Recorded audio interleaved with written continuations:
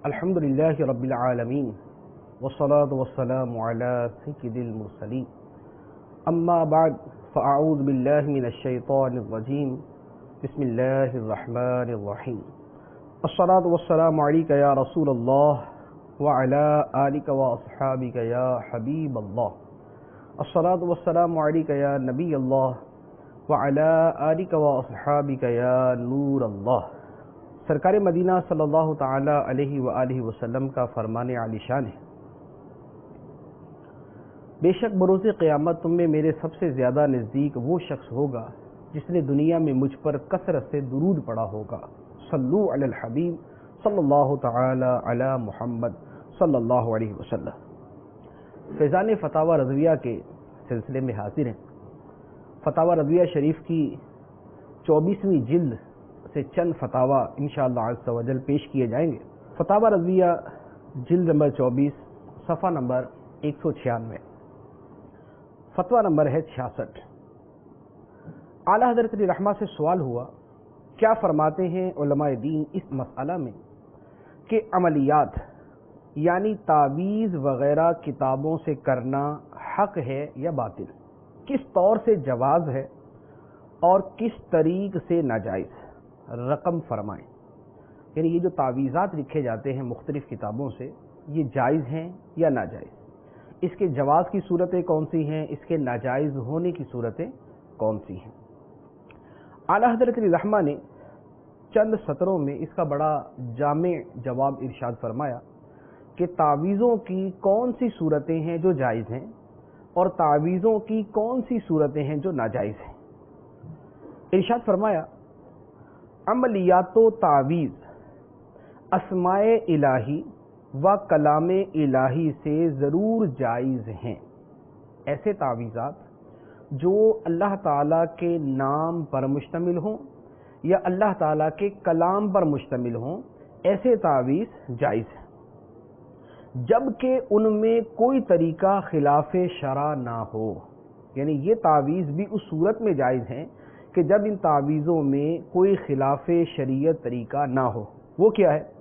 فرمایا مثلا کوئی لفظ غیر معلوم المعنی، یعنی ایسا لفظ تعویذ کے اندر ہو جس کا معنی پتہ ہی نہیں کہ اس کا مطلب کیا ہے، جیسے حفیظی، کہسلہون اور دعائے تعاون کے اندر تاسوسن، آسوسن، ماسوسن، تو یہ وہ الفاظ ہیں کہ جن الفاظ کا معنی نہیں پتہ۔ اب ایسے اگر تعویذ ہیں تو اعلیٰ حضرت فرماتے ہیں کہ ایسے الفاظ کی اجازت نہیں۔ اگر ایسے الفاظ تعویذ کے اندر کہ جن کا معنی پتہ نہیں تو ایسے تعویذوں کی اجازت نہیں، جب تک حدیث میں یا آثار یعنی صحابہ تابعین کے فرامین کے اندر یا اقوال مشائخ معتمدین سے ثابت نہ ہوں۔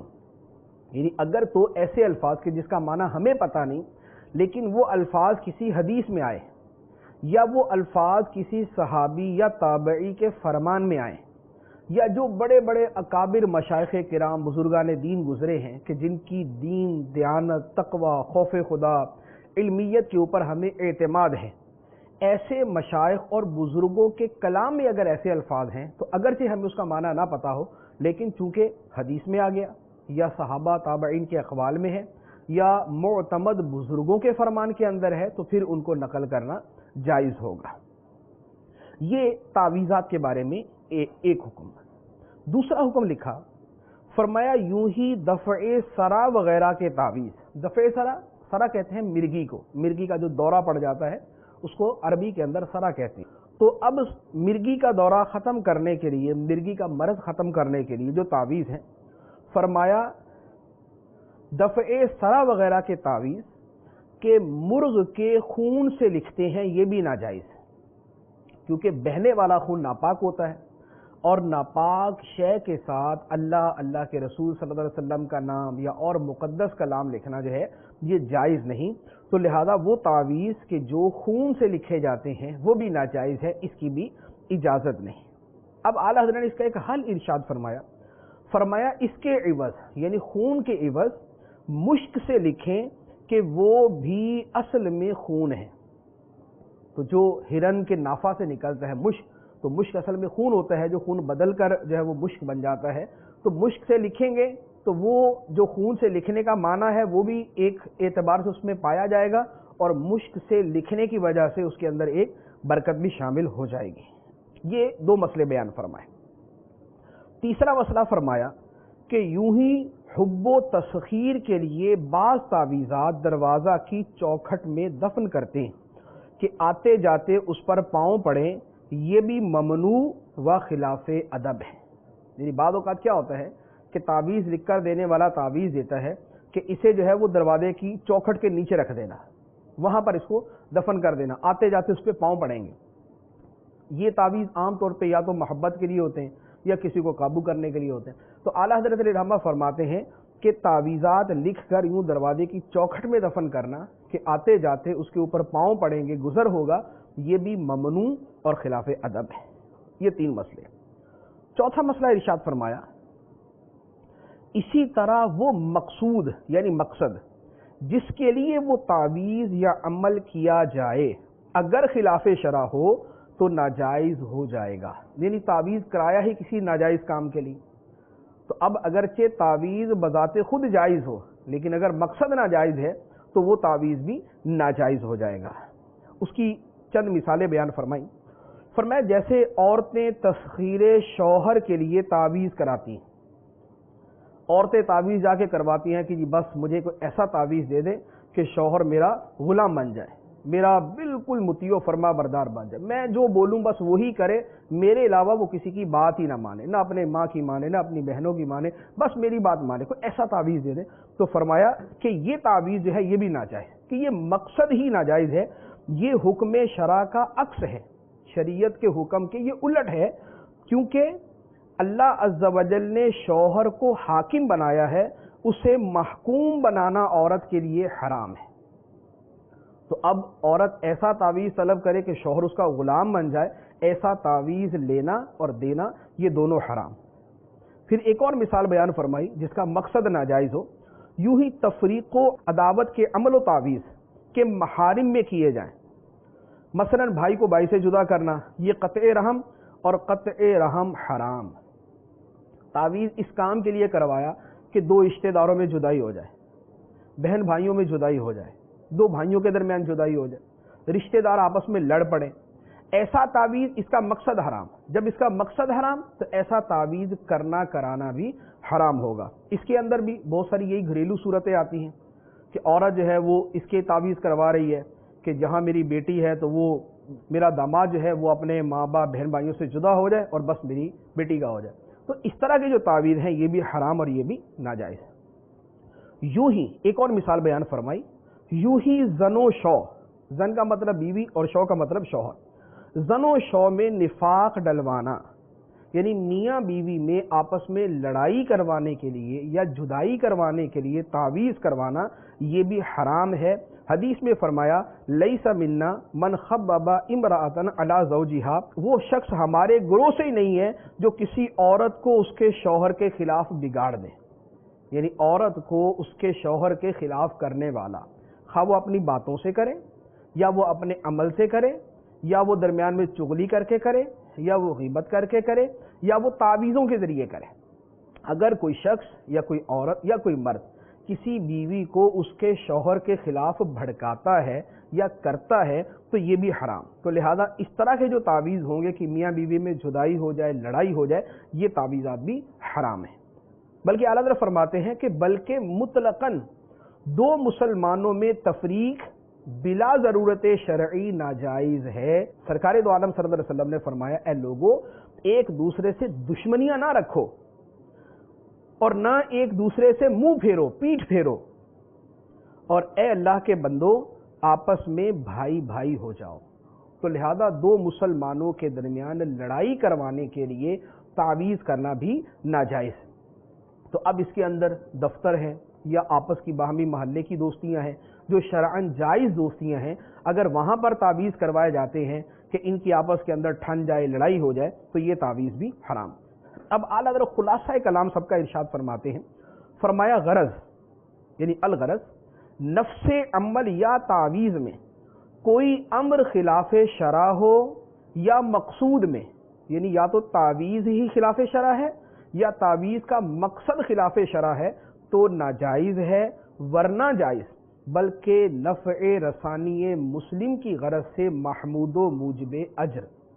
اگر مسلمان کو نفع پہنچانا مقصود ہے، اس غرض سے اگر تعویذ ہے تو یہ محمود ہے، پسندیدہ ہے، و موجب اجر ہے، ثواب کو ثابت کرنے والا ہے، یعنی اس پر ثواب ملے گا۔ پھر حدیث مبارک نقل فرمائی، مسلم شریف کی حدیث مبارک، حضرت جابر رضی اللہ تعالی عنہ سے روایت ہے، سرکار دو عالم صلی اللہ علیہ وآلہ وسلم فرماتے ہیں، من استطاع منکم ان ینفع اخاہ فلینفعہ، تم میں جس سے ہو سکے اپنے بھائی کو نفع پہنچائے تو اسے چاہیے کہ اس کو نفع پہنچائے۔ تو اب تعویذ دینے میں یہ نیت ہو کہ مسلمان کو نفع پہنچے۔ ایک بیمار ہے، بیمار کو اس لیے تعویذ دیا شفا مل جائے، پریشان ہے اس لیے تعویذ دیا اس کی پریشانی دور ہو جائے، آپس میں لڑائی ہے اس لیے تعویذ دیا آپس میں ملاپ ہو جائے، بھائی بھائی ایک دوسرے سے دور ہیں اس لیے تعویذ دیا دونوں میں قرب ہو جائے، تو یہ تعویذ جو ہے اس طرح کے تعویذ دینا باعث اجر ہے، باعث ثواب ہے۔ تو یہ اعلیٰ حضرت علیہ رحمہ سے جو تعویذ اور عملیات کے بارے میں سوال ہوا، اعلیٰ حضرت علیہ رحمہ نے اس کا یوں اجمالی انداز میں لیکن بڑا ہی جامع قسم کا جواب ارشاد فرمایا۔ اس کے بعد اعلیٰ حضرت علیہ رحمہ کا فتویٰ نمبر ہے 169، 169۔ اس فتوے میں اعلیٰ حضرت علیہ رحمہ سے جو سوال ہوا، سوال یہ کیا گیا کہ اگر کسی مسلمان شخص کے، یعنی خلاصہ عرض کرتا ہوں کہ اگر کسی مسلمان شخص کے 3 بچے یا 2 بچے چھوٹے چھوٹے فوت ہو گئے اور وہ شخص اس کے اوپر صبر کرتا ہے، تو ایسے آدمی کا اللہ تعالیٰ کی بارگاہ میں اجر کیا ہے؟ کیونکہ یہ واقعہ جو ہے وہ بہت سارے لوگوں کے ساتھ ہو جاتا ہے کہ بچے چھوٹی عمر میں ہیں، کسی بھی مرض کی وجہ سے، کسی بھی حادثے کی وجہ سے ان کا انتقال ہو گیا۔ اب ایسے والدین اگر اپنے ان بچوں پہ صبر کرتے ہیں تو ان کا اجر کیا ہے؟ اعلیٰ حضرت رحمہ نے قرآن اور حدیث کی روشنی میں بڑا پیارا جواب ارشاد فرمایا، 2 آیات نقل فرمائی اور متعدد احادیث بیان فرمائی۔ فرمایا اللہ عز و جل فرماتا ہے، انما یوفی الصابرون اجرہم بغیر حساب، صبر کرنے والوں کو ان کا اجر بے شمار دیا جائے گا۔ تو جو صبر کریں گے ان کو ان کا اجر بے شمار دیا جائے گا۔ دوسری آیت مبارکہ اللہ تعالیٰ ارشاد فرماتا ہے، اولئک علیہم صلوات من ربہم ورحمہ واولئک هم المہتدون، ایسے ہی لوگوں پر یعنی صبر کرنے والوں پر درودیں ہیں ان کے رب کی طرف سے اور مہربانی، اور یہی لوگ راہ پانے والے ہیں، یعنی ان پہ رب کی رحمت اترتی ہے، رب کے درود نازل ہوتے ہیں جو اس طرح کے مواقع پر صبر کرتے ہیں۔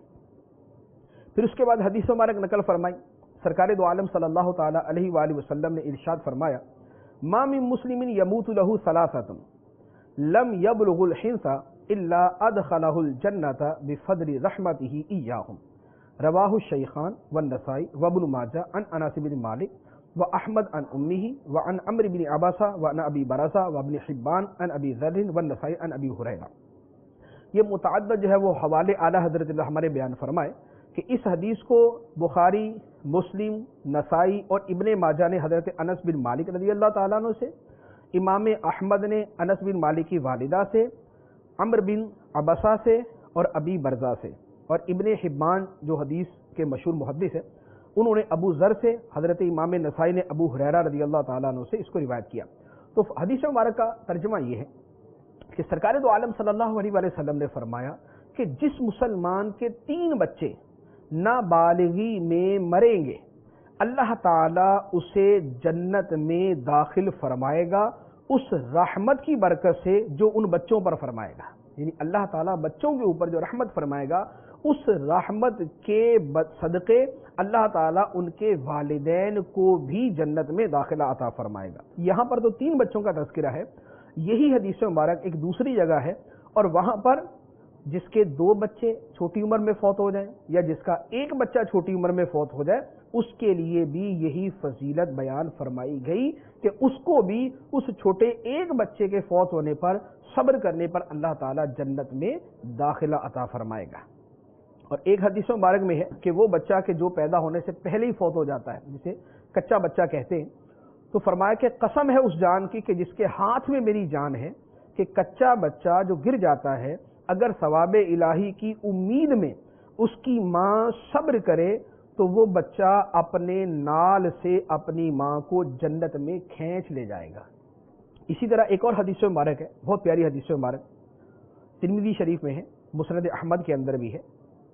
سرکار دو عالم صلی اللہ علیہ وسلم نے فرمایا کہ جب مسلمان کا بچہ مرتا ہے اللہ تعالیٰ فرشتوں سے فرماتا ہے کہ تم نے میرے بندے کے بچے کی روح قبض کر لی؟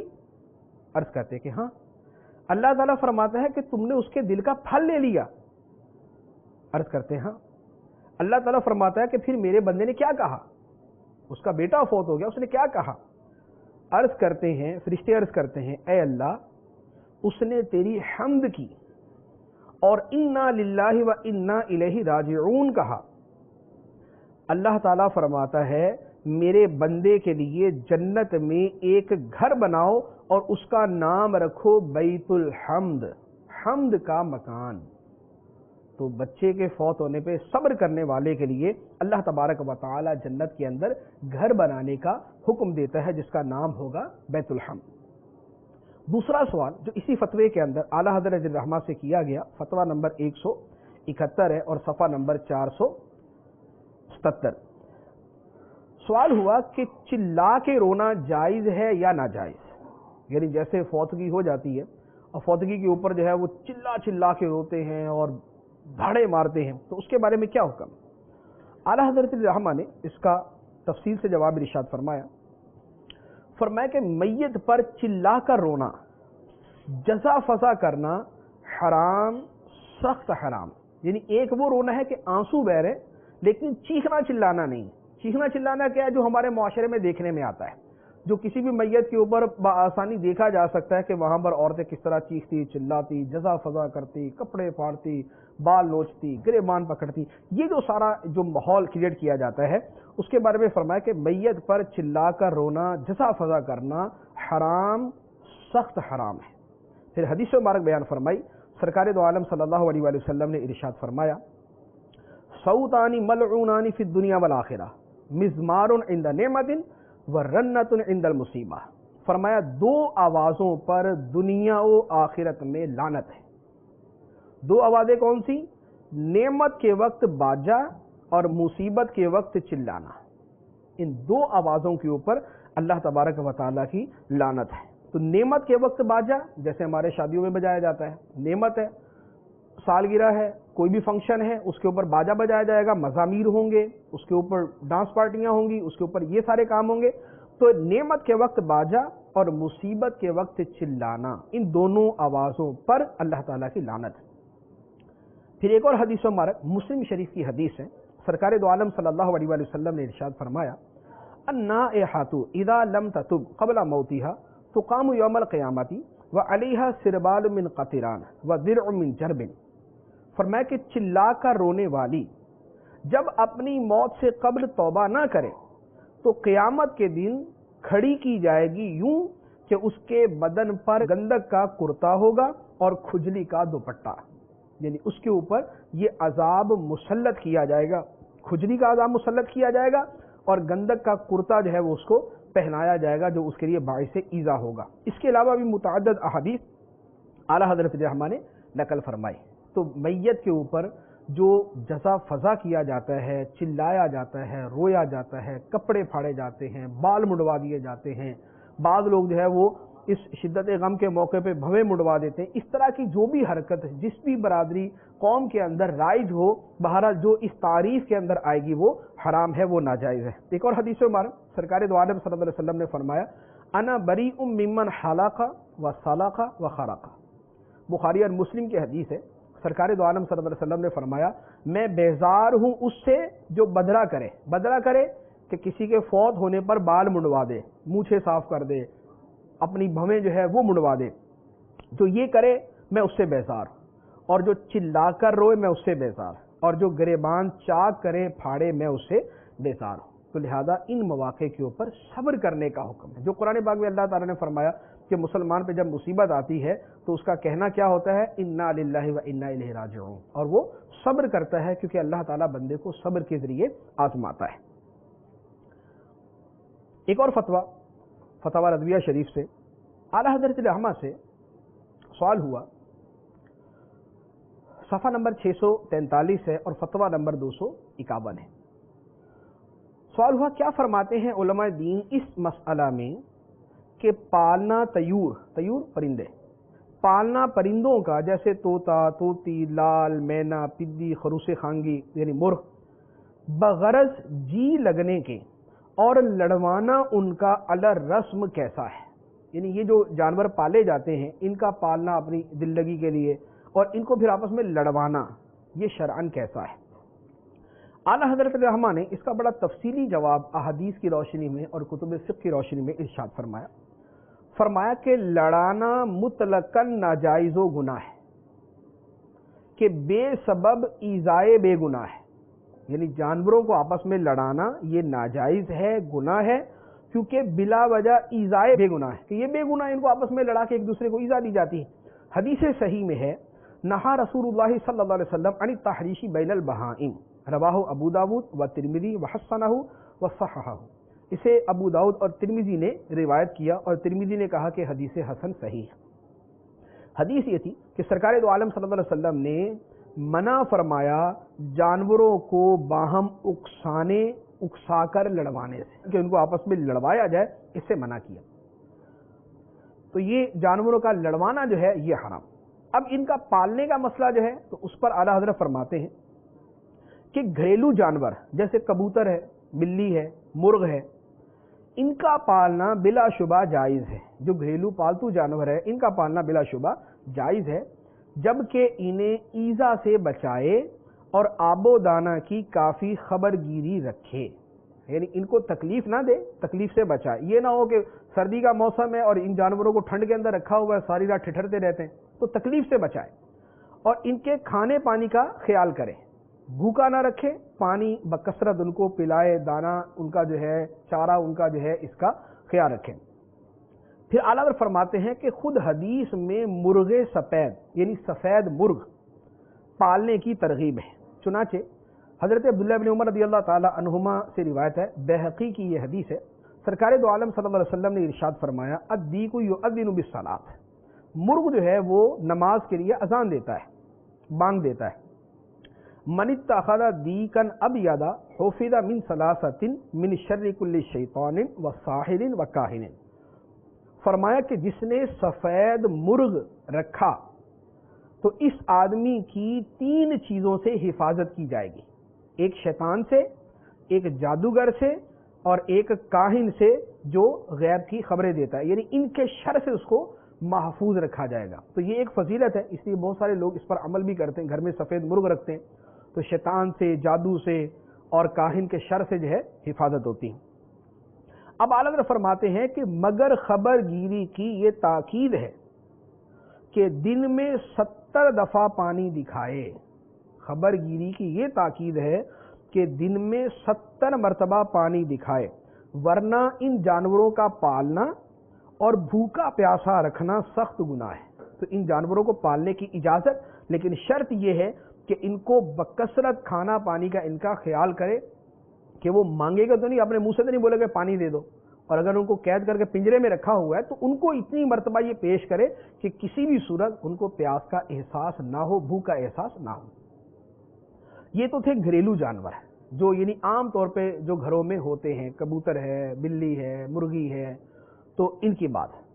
اب اس کے بعد دوسرے جانور، جانوران وحشی، یعنی جو عام طور پہ جو جنگلوں میں رہنے والے، ہواؤں میں اڑنے والے اور جن کا گزارا اسی طرح، جانوران وحشی کا پالنا جیسے طوطی، مینا، لال، بلبل وغیرہ۔ تو فرمایا کہ بعض علماء نے اس سے منع کیا کہ ان کو نہ پالا جائے، لیکن جب حدیث صحیح سری موجود اور اقوال ائمہ و نقد و تنقید سے اس کا جواب موجود ہے تو ان کا بھی پالنا جائز، یعنی گھر کے اندر طوطا کا رکھنا، بلبل کا رکھنا یا اس طرح کے اور پرندوں کا رکھنا جو ہے یہ بھی جائز، لیکن شرط وہی ہے کہ ان کے کھانے پینے کا جو ہے وہ لحاظ کرنا ضروری ہے۔ اسی سے ملتا جلتا ایک اور فتویٰ ہے جس میں اسی طرح کا ایک دوسرا سوال ہے. وہ سوال ہوا کہ سگ کا پالنا جائز ہے یا ناجائز؟ کتے کا پالنا، گھر میں کتے کو رکھنا، یہ جائز ہے یا ناجائز؟ ایک.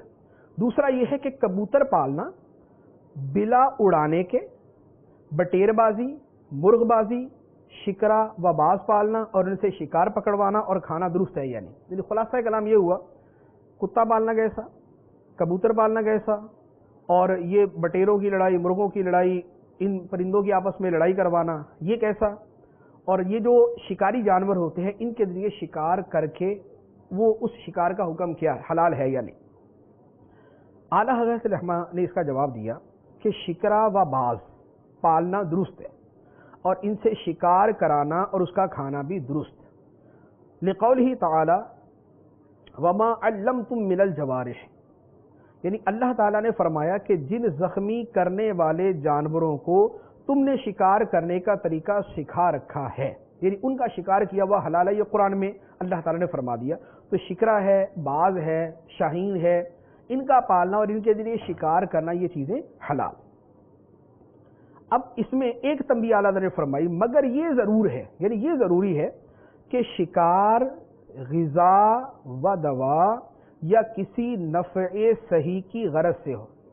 ان جانوروں کے ذریعے، پرندوں کے ذریعے جو شکار کیا جائے یا تو غذا حاصل کرنے کے لیے یا دوا حاصل کرنے کے لیے یا کسی نفع صحیح کی غرض سے ہو، محض تفریح و لہو و لعب نہ ہو، یعنی صرف ایک تفریح کے لیے.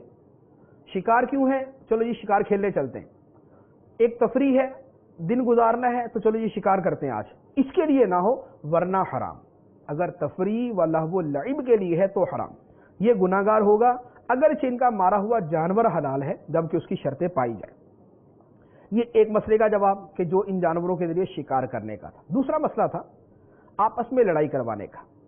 فرمایا بٹیر بازی، مرغ بازی اور اسی طرح ہر جانور کا لڑانا، جیسے لوگ مینڈے لڑاتے ہیں اور دوسرے جانور لڑاتے ہیں، یہاں تک کہ حرام جانوروں مثلا ہاتھیوں اور ریچھوں کا لڑانا، کہ ہاتھیوں اور ریچھوں کو لڑا دیتے ہیں. ہمارے بعض جگہوں پہ جو ہے وہ کتے اور ریچھ کا آپس میں لڑائی کرواتے ہیں. فرمایا کہ سب مطلقاً حرام، مطلقاً حرام، کہ بلا وجہ بے زبانوں کو ایذا ہے. تو اب جانوروں کا لڑانا تو کئی جگہوں پر جو ہے یہ ایک بہت بڑا فنکشن ہے، ایک بہت بڑا میلہ ہے، ایک بہت بڑا کارنامہ ہے کہ جناب ان کے آپس میں مرغ لڑیں گے. ان مرغوں کی قیمت 1 لاکھ 1.5 لاکھ روپے تک پہنچی ہوتی ہے. ان کو جو ہے وہ سونے کے کشتے کھلائے جاتے ہیں، ان کو اور پتہ نہیں کیا کیا غذا کھلائے جاتے ہیں. اسی طرح کتوں کی آپس میں لڑائی یا کتے اور ریچھ کی آپس میں لڑائی، اس کے اوپر بڑے بڑے مقابلے، گاؤں کے گاؤں جمع ہے، ادھر سے ان کا کتا آیا، ادھر سے ان کا کتا آیا، یہ سارے آپس کے اندر لڑ. تو یہ جو سارے کام ہے یہ لڑانا بھی حرام، اس کا تماشا دیکھنا بھی حرام. یہ بھی یاد رہے. یہ دوسرا مسئلہ اس کے ساتھ یہ اعلیٰ حضرت رحمہ نے کسی اور جگہ بھی اس کو بیان فرمایا، تو یہاں پر ایک جو فائدے کے لیے عرض کر دیتا ہوں کہ ان کا تماشا دیکھنا بھی حرام. تو یہ جو کتوں کی لڑائی، کتے ریچھ کی لڑائی، یا آپس میں جو ہے وہ یہ ہاتھی ریچھ کی لڑائی، اس طرح کی جو لڑائیاں ہیں ان کا دیکھنا بھی حرام ہے، کہ حرام کام کا تماشا بنانا بھی حرام. اب اس کے بعد اہم مسئلہ جو بقیہ یہ چیزیں تو بعض وہ ہیں جو صرف گاؤں میں ہوتی یا کچھ وہ ہیں کہ جو بعض علاقوں میں ہوتی، لیکن یہ جو مسئلہ ہے جو ہر جگہ ہی ہوتا ہے کبوتر پالنا. گاؤں ہے، شہر ہے، چھوٹا شہر ہے، بڑا شہر ہے، تو یہ ہر جگہ پر کبوتر پالنے والا چکر جو ہے وہ موجود ہے. اب اس کی جو احتیاطیں ہیں وہ یاد رکھنے والی. اعلیٰ فرماتے ہیں کہ کبوتر پالنا جب کہ خالی دل بہلانے کے لیے ہو اور کسی امر ناجائز کی طرف مؤدی نہ ہو، کسی امر ناجائز تک پہنچا دینے والا نہ ہو تو جائز، اتنا جائز. اور اگر چھتوں پر چڑھ کر اڑائے، جیسے ہمارے معاشرے میں ہوتا ہے، اگر چھتوں پہ چڑھ کر اڑائے کہ مسلمانوں کی عورتوں پر نگاہ پڑے، یا ان کے اڑانے کو یہ کینکریاں پھینکے جو کسی کا شیشہ توڑیں یا کسی کی آنکھ پھوڑیں، یہ دوسرا.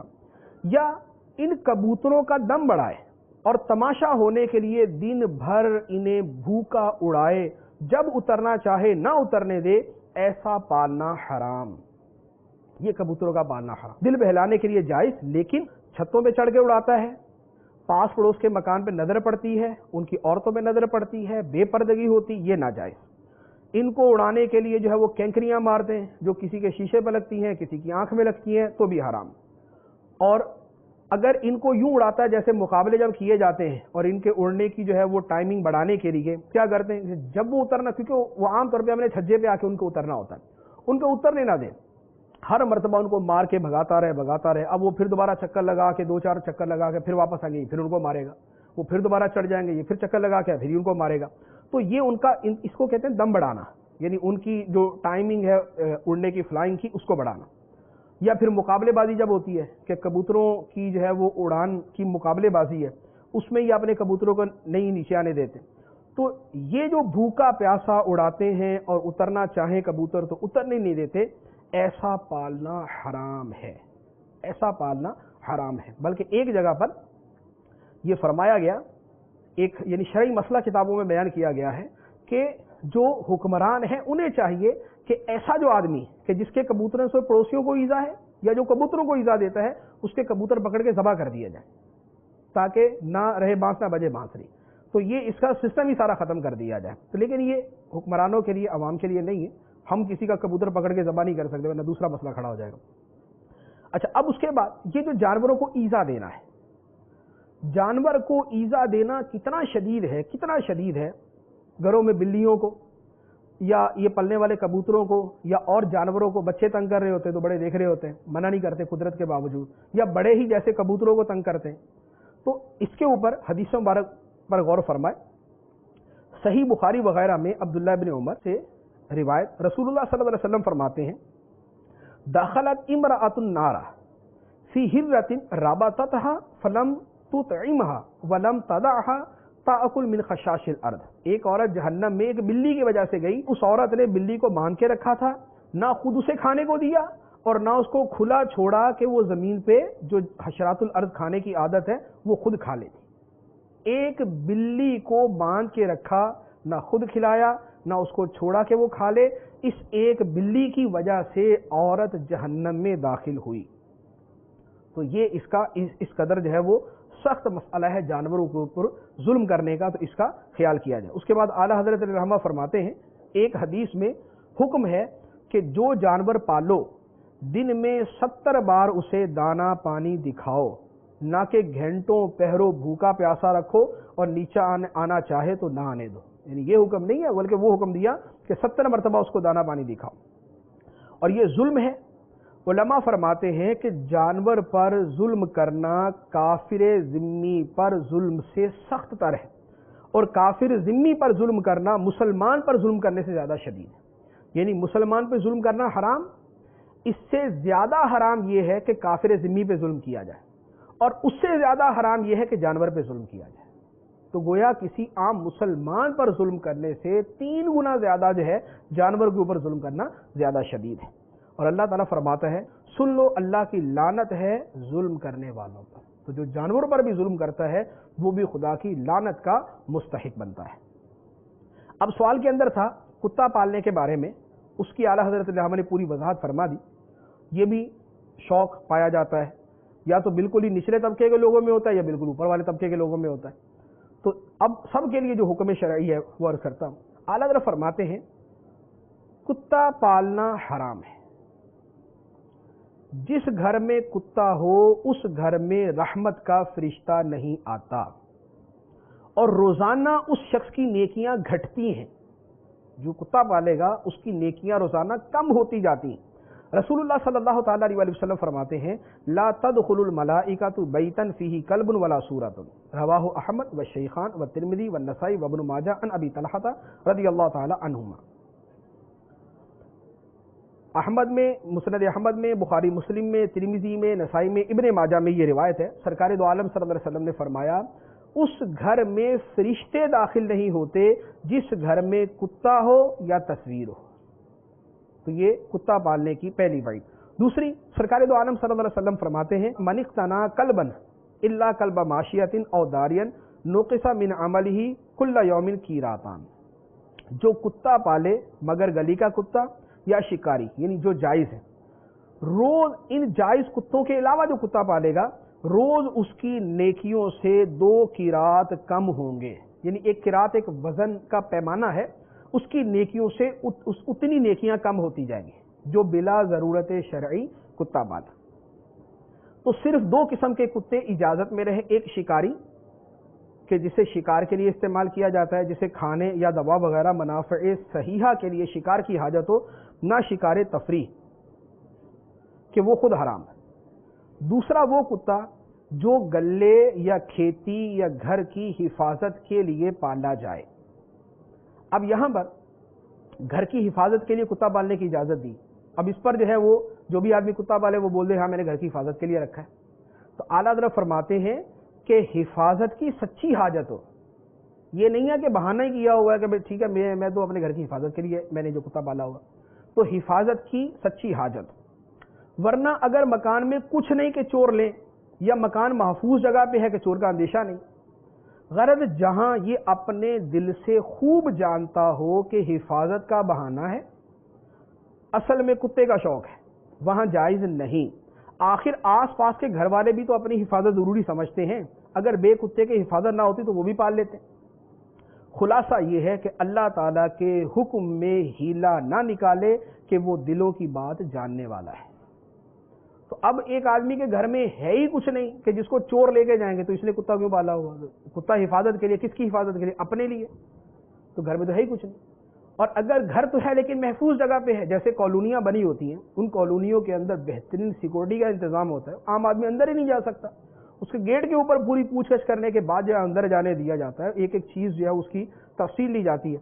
اب ایسی کالونی کے اندر کوئی رہنے والا ہے اور بظاہر اس کو حاجت نہیں ہے، اور اس کے پاس پڑوس کے سینکڑوں مکانات ہیں، کسی نے کتا نہیں پالا ہوا، تو یہ دنیا میں کون سا نرالا ہوگا کہ اس کو کتے کی حاجت ہے؟ تو اس کا مطلب یہ ہے کہ اس کو حاجت نہیں ہے، کتا پالنے کا شوق ہے، حفاظت کے بہانے جو ہے وہ یہ کیا ہوا ہے۔ لیکن خلاصہ کلام یہی ہے کہ بہرحال کسی بھی جگہ جس کو حاجت ہے حقیقتاً کتا پالنے کی، اس کے ذریعے حفاظت کرنے کی، سیکورٹی کی، وہ پال سکتا ہے، اور عمومی طور پر جو شوقیہ پالے جاتے ہیں یہ پالنا ناجائز ہے۔ اسی طرح ایک اور سوال جو اسی سے ملتا جلتا ہے، فتویٰ نمبر 256 ہے، صفحہ نمبر 659 ہے۔ سوال ہوا کہ وہی سوال ہے، اس میں صرف ایک چیز کا اضافہ، لہذا میں اس کو عرض کرتا ہوں کہ کبوتر اڑانا اور پان اور مرغ بازی، بٹیر بازی، کنکیا بازی اور فروخت کرنا، کنکیا اور ڈوڑ اور مانجا جائز ہے یا ناجائز؟ تو اعلیٰ حضرت رحمہ نے فرمایا کہ کبوتر پالنا جائز جبکہ دوسروں کے کبوتر نہ پکڑے، دوسروں کا پکڑے گا تو وہ حرام، اور کبوتر اڑانا کے گھنٹوں ان کو اترنے نہیں دیتا یہ بھی حرام، اور مرغ یا بٹیر کا لڑانا حرام۔ ان لوگوں سے سلام لینے میں پہل نہ کی جائے، جواب دے سکتے ہیں لیکن واجب نہیں۔ کنکیا اڑانا، کنکیا یہ پتنگ کو بولتے ہیں، ہمارے جو پتنگ بازی ہوتی ہے نا اس کو بولتے ہیں۔ پتنگ اڑانے میں وقت مال کا ضیاع کرنا ہوتا ہے، یہ بھی گناہ ہے، اور گناہ کے آلات یعنی کنکیا یعنی یہ جو ہے وہ پتنگ ڈور بیچنا بھی منع ہے، تو لہذا اس کے بارے میں حکم شرعی اعلیٰ حضرت رحمہ نے بیان فرما دیا۔ اللہ تبارک و تعالی ہمیں ان احکام کو یاد رکھنے، اس پر عمل کرنے کی توفیق عطا فرمائے، آمین بجاہ النبی الامین صلی اللہ تعالی علیہ وسلم۔